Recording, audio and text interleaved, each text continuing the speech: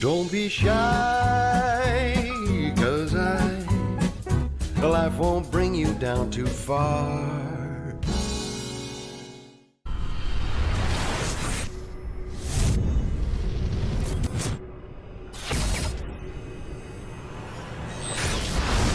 What's good, BEVIS for IFL TV in association with MTK Global. I'm in Romford today. Lovely Romford. Lovely backing. I'm joined by Mr. Johnny Fisher. How are you, sir? Oh, good, thanks, Oscar. Yeah, this is a nice picture for Romford. We're painting a good picture for it. But I worked here when I was in my A level, supporting my studies. So it's a good spot. Get some nice lunch here. It's a nice place in Romford to come to. I was going to say, I walked in here and you sort of just strolled in and was like, "You are Mohammed, you are blah, blah."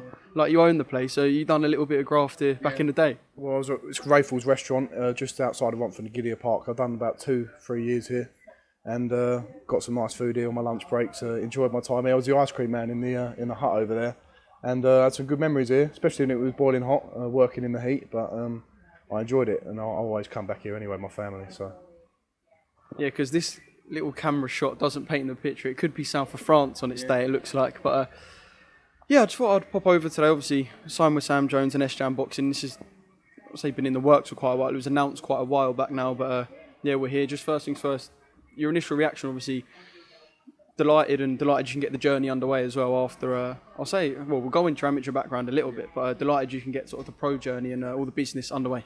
yeah, I'm really delighted. I knew when I was in Las Vegas, this was the path I wanted to take. I met Adam out there as well. Was out there with Sam and Joe for Joe's camp with Dubois.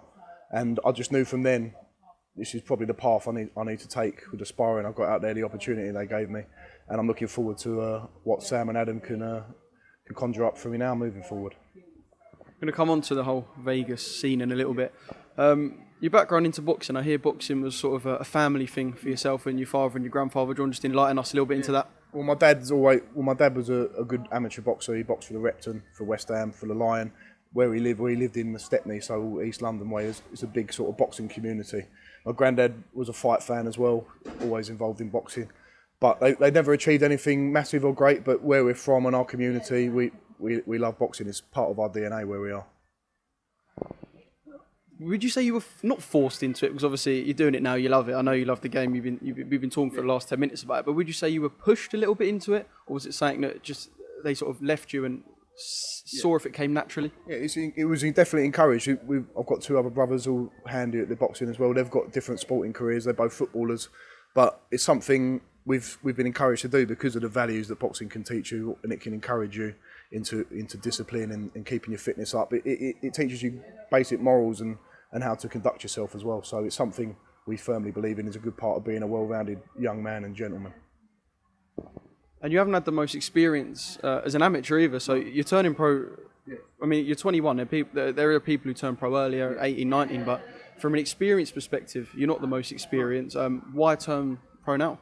Well, I had an explosive amateur career, and my fights are won by round 1 knockout. So Every single one round 1? All the ones I won, I've 10 fights, and every single one I won was round 1 knockout. So I was really impressed with that, and I was happy to do that. But the time seems right now, coming out of the pandemic and saying that amateur boxing, the championships ain't going to be on till early next year at least, and the opportunities I've got sparring in Vegas and gaining that world-class experience, I think with the opportunity Sam gave me, what he said to me and what I've seen him say a lot is sometimes tomorrow becomes never, and the opportunity he gave me, sometimes you've got to take it. There's never a perfect time. But in his hands and with the deals that I'm making moving forward, I think it's going to be a good, exciting career ahead of me. I like that. What was it, tomorrow? If sometimes tomorrow becomes never. That's what I saw on Sam's social media before. So I thought, yeah, I don't know if he was trying to hint at something to me, but it made sense to me. It resonated with me.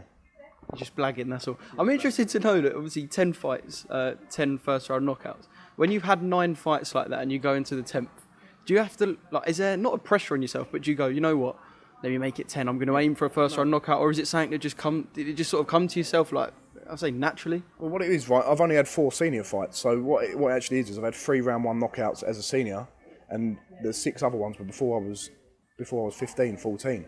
So I came London champion as a junior, and then I got to the quarterfinals of national championship. So I did have, as a youngster, I did have some good pedigree in terms of having that bit of experience there. But it is explosive, and I know moving forward it's not always going to be like that round one knockouts. It's going to take time, and now I'm with Mark Tibbs, my new trainer. I know that we're going to work on things. We're going to have to break people down. We're going to have to take things slower and not always go headhunting, because you can get away with smashing people at that level, but as I go up the levels, it's going to get harder. And I've got good boxing skills, and I can show them and express them. And with Mark at the helm of it, it's only going to be good moving forward. Yeah, because from a fan's perspective, I just want to sort of go on what you said there. People look and go, you know what, he's a big lump. And it looks like I said, from a fan's perspective, people go, will he just walk people down, and people might be on the back foot, he'll just march forward and throw bombs, and he's big and just be like physical, etc. But, you know, is that how you conduct yourself in the ring? Is that you? Or do you not want to be known as that as well? Do you want to sort of be known as someone that's a bit more all-rounded and add these little 1% to your game to become a more all-rounded fighter than just someone who's battle ram? You know what I mean? That's exactly it. So I know that's part of my game. I know I'm not going to change that from me. I'm a very aggressive fighter, and I'm always going to be in exciting fights. But now the challenge is getting a bit of finesse with that and learning them different boxing skills. And I know I've got it in my locker. I've proved it time and time again. I've got them skills that I can bring to the table. And it's not about changing who I am. I'm always going to be an aggressive, come forward fighter. But if you can get them little 1% percentage points and little bits of tricks of the trade, then that's only going to improve my fighting all round. Let's talk about Vegas. Viva Las Vegas. I know Sam loves it out there. And so yeah, you went out there to spar Joe. Was it a camp for the Bois fight, was it? Yeah, camp for the Bois fight, yeah. So that doesn't just come about on a whim. Can you tell us about sort of how you managed to get yourself out there? And I know it was perhaps not a chance, but you sort of chanced your luck a little bit when it came to getting out there. Well, yeah. Well, it started about a year or so before that, when I was at university, just doing my studies, and I saw Sam was looking for some sparring for Joe, and I just went on Instagram and said, "Yep, I'll come for some sparring if you have me." And at that point, I'd only had one amateur fight, I think, at senior level, and he said, "Yeah, come along." And I impressed at sparring, and I came back a couple of times more, and then we sparred sort of Christmas time, and he was impressed with me then. And then we've always been in contact that way, and I've always sparred Joe. And then he said, sort of January time, we're coming to Vegas, John. And I was sitting in the library at the time, and I thought I was going to bloody yell and celebrate in the library, but I had to get outside and rung my dad straight away, and it was really good. I couldn't believe it, but the opportunity he gave me, that's even in them few weeks I was there, I really improved my boxing skill, just being in a routine. And that's something we're speaking about off camera, just having that bit of routine, and I've got that now, and that's going to bring me on massively. So while you've got people who've been pissed out their head the night before, bunking off, missing the 9 o'clockers, you were missing them to go Vegas. I mean, that's a serious start to what you could call perhaps the professional side of your boxing career. Yeah, what was it like out there? Because like you said, you can take a lot from people, and you know they say iron sharpens iron. Being around those guys, you learn and that. But the whole Vegas experience, because Vegas is like the pot dream for most fighters. It's I want to make it to Vegas, your New York's, just almost walking down the strip, seeing the MGM and seeing all this. I bet there was something that clicked, and you just went, you know what, fuck this, I'm up for it now. It was absolutely surreal. Just even if you go to Vegas as a person not thinking about boxing, it's a larger than life place, but then it is the boxing capital of the world. So me as a boxing fan as well, not just someone who participates in it, anybody who's like that can appreciate that sort of area and what that place brings. But for me, the professional nature of the camp is what really captivated me. And being able to train, look, this is what a professional trains like, and to be in Joe's shadow and just learning off him, that was brilliant for me, because we went to the UFC PI gym, we'd run in the Canyon Mountains and things like that, and we'd eat together, we'd go out on a weekend and just have a nice chilled meal, and then it'd be back to routine, Monday, Tuesday, Wednesday, Thursday, Friday, Saturday, we'd do something, and I love that. I love the routine that you can gain from it and the discipline it gives you. It's what I thrive on. I dread to think how much you lot would eat out there. Big lads like you and Joe. Feeding time at the zoos, Sam was calling it. Me and Joe sitting there eating mountains and mountains of carbs just to get us through the week. It was good fun. That was one of the best parts, the food out there. That's what we love. Sam, and he's quite picky, I suppose, with his stable. I spoke to him before, and he said, look, when I'm signing someone, I want to keep it perhaps a smaller circle as possible. Obviously, he signed John Hedges over the pandemic break, let's call it. Very picky about who he signed, so he doesn't just sign anyone. So was it just the sparring that, if you spoke to him about it, caught his eye, or was there anything else? It's aspiring. He likes the fact I've got a good fan base. I've got a good support group around me. So my university friends, I've got a lot of good mates and fans down there. I've got really good family who support me. So I think having that sort of package as well, not just my boxing side of it, but I've also got a good fan base as well. But Sam definitely saw something in me, in my sparring, and the way I trained and the way I was disciplined out in Vegas. I think he saw that I'm not here just to mess about and say, oh look, I'm a uni student who's come out here to spar Joe Joyce. So I'm here for the long run, and this is what I want to do with my life. So he's shown faith in me, definitely, but it will be repaid, and I'll give it every ounce of what I've got to show him he's made the right decision. And I suppose a bonus as well is that, you know, you look at John Hedges, who signed with Matchroom. You look at Jerome Richards, who's signed with Frank Warren, works with Dave Coldwell. You look at all these sort of, partnerships that Sam's building. He's not afraid to work with anyone. No. If it suits a fighter, it suits Sam and it suits the management company.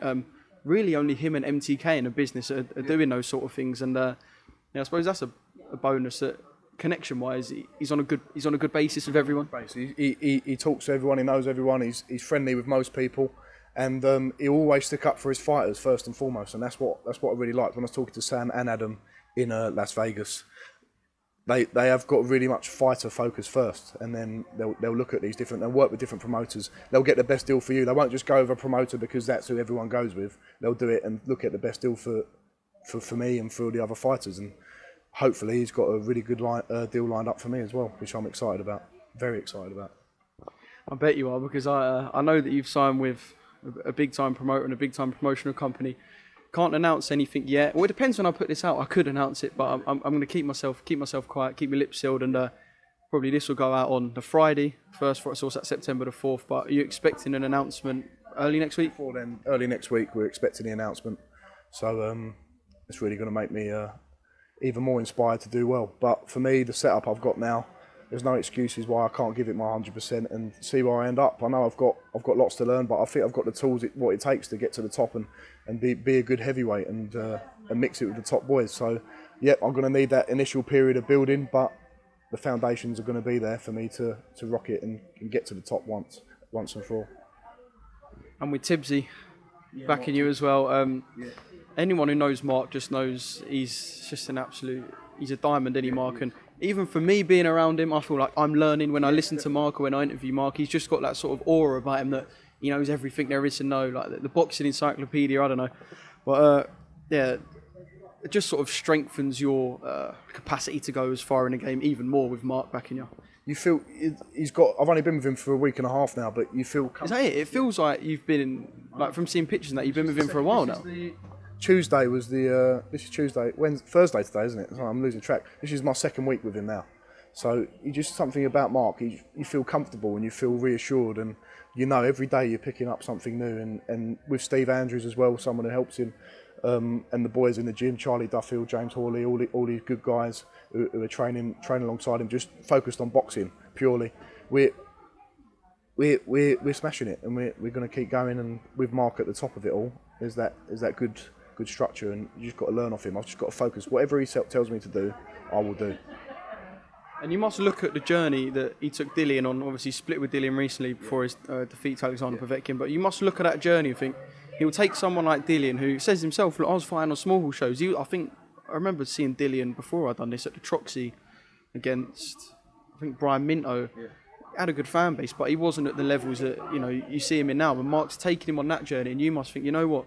If he's done that with Dillian, if I've got the tools, why can't he do that with me? If he does half of what he's done with Dillian with me, that's going to get me into somewhere good. And listen, he went 11-0 with Dillian, I saw the other day. So he's fought some of the top guys. He beat Parker, he beat Chisora twice, he beat Robert Helenius, even Lucas Brown, people like that. Some big names. And if I can have a little bit of that and work towards that sort of level, then it seems like the right path for me. And that's something me and Sam discussed. We said, hang on, Mark Tibbs, he's really got 15 minutes, his gym is from where I live. And he's from the same stock with me, another East Ender deep down. Like my dad's from the East End, and he's just got an affinity with him already. It's only been 2 weeks, but you can tell he's a good man, he's a gentleman, and I'm looking forward to what we can do moving forward. Perhaps a big job that he's taken on. Many will say, and you'll announce this promotional deal and you'll get into the pro ranks, but will you have to be moved slowly? Because I'm highlighting it now. People will highlight, look, your limited amateur background. And we know fans can be quite pushy as well. Oh, stick him in with him. But will you have to be moved quite slowly and take into account, look, you're not the most experienced guy in the world, so it's going to take time, but there could be a special journey if you give it time. Rome wasn't built in a day, they say, and with Mark, I trust him. Whatever he says and wants me to do, I know he'll push me at what pace I need to go at. There's a lot of good fights out there in a minute in the heavyweight division. It's bubbling over lovely, but I know what my mission is and my path and what I need to take, and whatever that needs to be, Mark knows what that needs to be. So I'm going to trust him, and when I'm ready, I'm ready. And if there's a fight comes up and people want to have it, then I'm ready to go. But I'm excited to see what Mark has in store for me moving forward. Yeah, and you highlighted how the heavyweight division is just bubbling. It feels like for a few years it's just been building and building, and I feel like we're at the peak now. We could get to see Tyson Fury and Anthony Joshua in the ring together, it's all coming together, yeah. Which means it's a good time to join. Obviously, the lads I'm talking about are above where you are at the moment, but how do you sort of assess the top of that division at the moment? Yeah, well, for me, Tyson Fury is the man to beat at the top of the King of the Hill. But there's great fights still to be made. Even Dillian Whyte with the defeat to Povetkin, that doesn't throw him out of the mix. He's a top fighter. I'm a big fan of Dillian, and to see what happened to him is a shame. But he will come back. But there's loads of fights to be made out there. Chisora's still about. You've got Joshua. Everyone wants to see the Joshua Fury fight. That's the fight everyone wants to see, and that will sell out any arena in the UK. And that's what people want to see. Boxing fans, boxing people. And that will decide who's the King of the Hill once and for all. And I suppose you mentioned obviously Joshua Fury, Dillian, Derek as well. Yeah. You've got Joyce and Dubois, sort of that tier below, looking to get on par with those guys, young heavyweights, Fabio Wardley, etc. It's because it's very UK based. Yeah. That's promising as well. Yeah, it's really promising to be among these, to be pushing to get among them names in a couple of years' time. It's really nice to see that the UK is really thriving in the UK heavyweight division at the minute. But you've got Joe, you've got Daniel Dubois, you've got that tier just below them top guys, the Wilders, the Joshuas and the Furies. We've got a great crop of people who are going to be pushing on to that world level very soon. And that is very exciting to see. And I'm looking forward to seeing how that pans out in the next 1, 2, 3, 4 years' time. I'm going to have to put you on the spot now. Yeah. You probably knew I was going to do this, and probably going to get a phone call from Sam later saying, you didn't have to, but Joyce Dubois. I'm not going to say sell it to me, just tell me who you think is going to win. I mean, 50-50, 60-40 either way, however fans want to see it. But yeah, it's definitely an absolute barnstormer. Listen, both respect to both boxers. They're going to be unbelievable. Dubois got huge power. Joe's proven his pedigree time and time again. But for me, when I was watching Joe train and spar out in Las Vegas, we was just getting into that point. You know, when you can see in a camp when someone's starting to tick over and flow beautifully. I was watching the spars when I was resting and not sparring in between rounds, and you could see he was in a great flow. And I think Daniel Dubois is dangerous and he's very powerful, and Joe's got to be careful in them early rounds. Like any boxer's got to be careful, because with that sort of power, he can put anyone away. But for me, Joe and his experience, his engine, his willpower, his durability, and I don't understand why people underestimate Joe so much. He's got a lot of skills and he's a very clever man. And for me, he drags Daniel into the deep waters, and I think he can win. I really believe it. Sigh of relief from Sam there as he watches this. Just finally, actually, I have to mention Marius.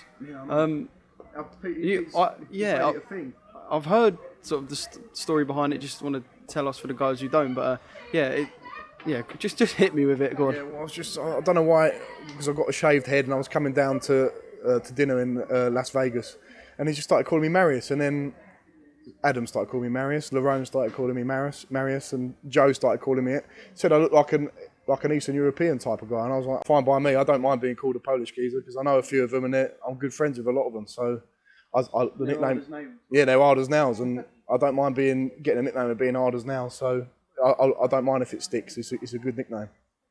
With the whole Eastern European look, you should go blonde hair and just go Ivan Drago. Ivan Drago, yeah. Just take it to the next level. Get the old training montages out and pump in some weights in the corner. Yeah. Just before I finish this up, I just want to talk all things professional debut. Obviously, like I said, you'll announce the news next week about the promotional deal. Can you even put set something in stone for a date? Because it is tough times at the moment. We don't need to go through that, but is part of the deal you looking ahead at dates, or is it just sign the deal and then see what happens? Yeah, we've got not a date, but a time frame in mind. So it's going to be the end of this year. We're going to have one fight this year, November, December time, and hopefully on a big show. The plan is one of the biggest shows. So I'm really excited about what's going ahead and what Sam what everyone else has got planned for me. So I'm going to give it my best. I know I've got a lot of work to do, and I've got to graft hard, but I'm in good hands, and I'm looking forward to the journey ahead, and watch this space.